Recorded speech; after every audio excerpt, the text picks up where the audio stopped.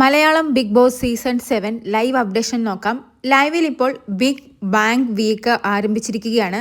എല്ലാവരും വളരെ ആവേശപൂർവ്വം കാത്തിരുന്ന ഒരാഴ്ചയായിരുന്നു ഇത്. പണപ്പെട്ടി, അതല്ലെങ്കിൽ മണി വീക്ക്. പക്ഷേ ഇത് പണിയുടെ സീസൺ ആയതുകൊണ്ട് തന്നെ പണപ്പെട്ടിയിലും ബിഗ് ബോസ് ഒരു ട്വിസ്റ്റ് കൊണ്ടുവന്നിട്ടുണ്ട്.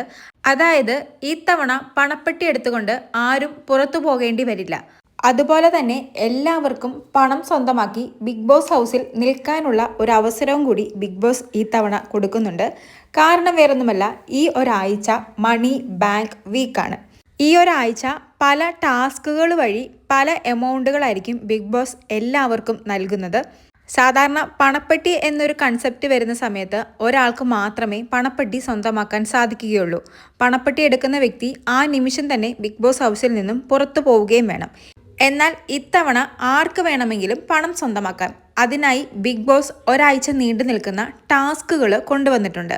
ഓരോ ടാസ്കുകൾ വഴി ഓരോരുത്തർക്കും കിട്ടുന്ന എമൗണ്ട് അല്ലെങ്കിൽ സമ്മാന തുക ഫസ്റ്റ് പ്രൈസ് കിട്ടുന്ന വ്യക്തിയുടെ സമ്മാന തുകയിൽ നിന്നും കുറയ്ക്കുകയും ചെയ്യും.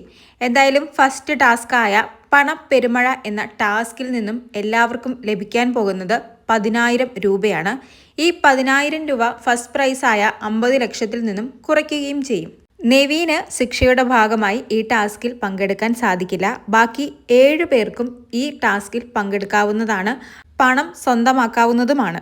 എന്തായാലും ബിഗ് ബോസിൻ്റെ ഈ ഒരു ട്വിസ്റ്റിൽ ഏറ്റവും കൂടുതൽ ഞെട്ടിയിരിക്കുന്നത് ആദിലയും നൂറയുമാണ്.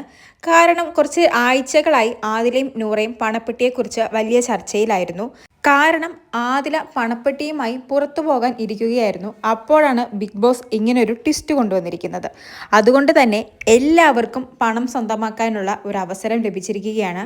ആ ഒരു ഞെട്ടലിലാണ് ആദിലയും നൂറയും ഇപ്പോൾ.